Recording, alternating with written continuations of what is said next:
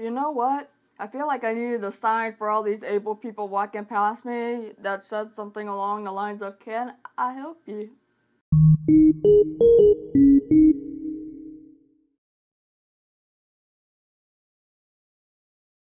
Hello and welcome back to the channel. Today I want to talk about, well, hey, I used a wheelchair for the first time.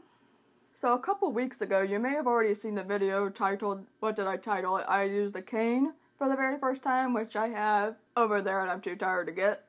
But in that video, I talked about using a cane for the very first time at the airport and a little bit in other public places in general. And I talked about how I was a little bit scared to ask for a wheelchair. But, I wasn't scared this time. I was at first, but then I changed my mind. So over the Christmas holidays, I went to go visit my boyfriend in Jersey, and when I was there, I used a cane, but I did not use a wheelchair, and nobody offered one to me, and I was just scared to ask in fear of, potential ableism, people thinking that you don't really need one of those. And so in January, we were coming back, or I was coming back, and instead of driving to the airport, my boyfriend said that we were going to take the train to the airport. And as someone who had a big old suitcase and a carry-on, that was something I really wasn't looking forward to.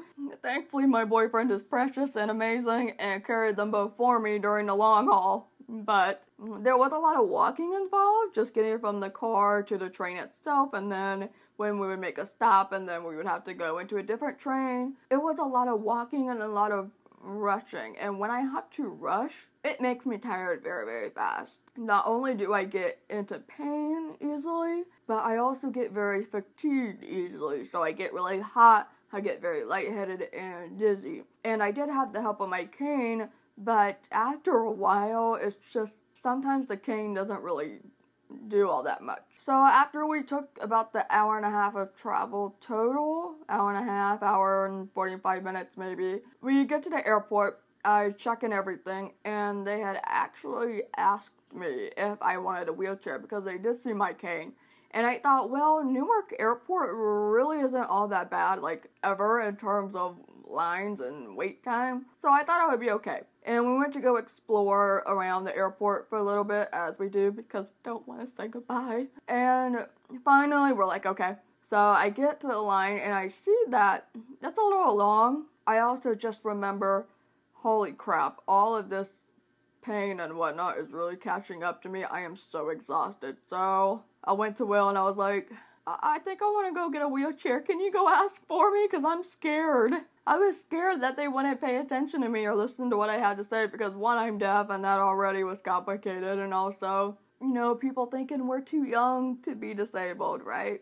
But I went to the person at the very front of the whole TSA line, and I asked them, hey, can I get a wheelchair from here, or do I have to go all the way upstairs to go get it? And she said, you gotta go upstairs. So, okay, we went, and I was like, hi, you all offered me a wheelchair earlier, and I said no, but I'm really feeling it now. And so they got me a wheelchair, and we had to wait at the bench, and, well, I sat in it, and that was very interesting. So I'm trying to maneuver myself into this chair, and I have my carry-on, it's your normal, everyday hard shell. So I get myself into the chair, and it's a little bit awkward, and I also have my big old carry-on that they're putting in between my legs. It's, your standard size hard shell carry-on, and I got to skip the whole line, which was nice because I knew that if I had to wait for so long, especially because I was a little crunched on time, I was going to be absolutely exhausted because Newark already feels very stuffy.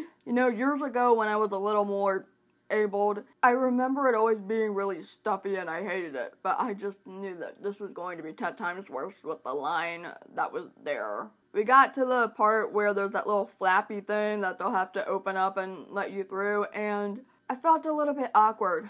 I felt those stairs. When I had my cane video, I said that a couple of people glanced over, but they didn't really pay that much attention. But this time with a big old wheelchair and somebody pushing me, so many people would look over and just kind of stare at me, and I could feel, it looked like some of them were kind of judging stares. And I just want to have a sign strapped on me somewhere or hold it up and be like, can I help you?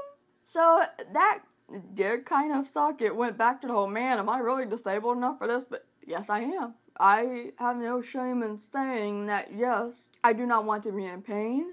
I do not want to be tired. And I need this wheelchair to get through, or there's going to be a lot of consequences later. And I know more about my body than you, so move on. And then the other thing was getting through actual TSA, getting through security.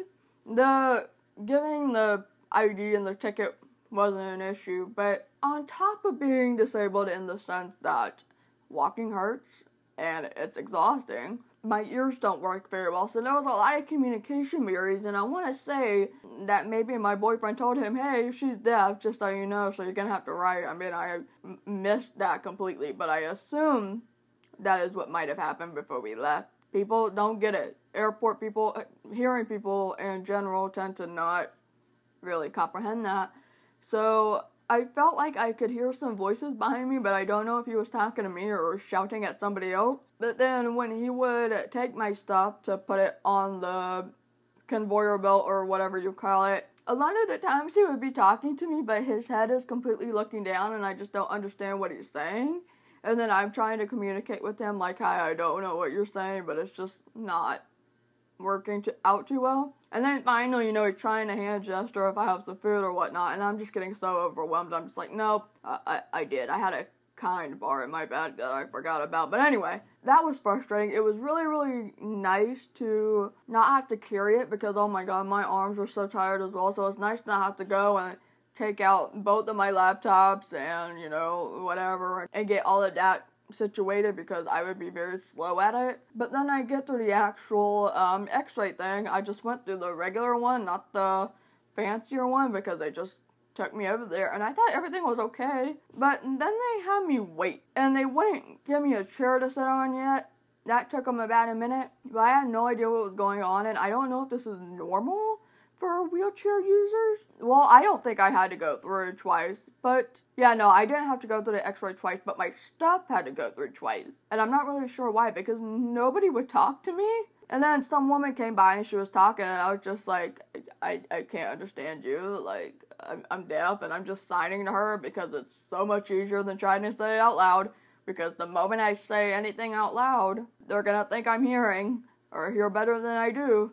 So then she was trying to gesture that she needed to do a pat down on me, and so I was like, okay, that's fine, whatever, I don't care. I'm just like, I just want to know what's going on, I just want to know why my stuff is going through twice, and, why you won't let me have a chair, which they finally let me have a chair, but I was just like, can I get my wheelchair back now? And it was just, so I want to know, to those of you who have gone through the airport, Annie, if you're watching this, Jessica, I want to know what your experience is like through security, because that was very confusing. I don't know if that's going to happen again. I'm going to Playlist soon, and I'm going to go fly out again to Jersey for the holidays, and yeah. But yeah, that was really my overall experience with my very first wheelchair. Overall, it wasn't a bad experience. It was very awkward because then the guy finally let me go back into the wheelchair and they took me to my gate, which more stairs happened, and I got out and I sat in disabled seating.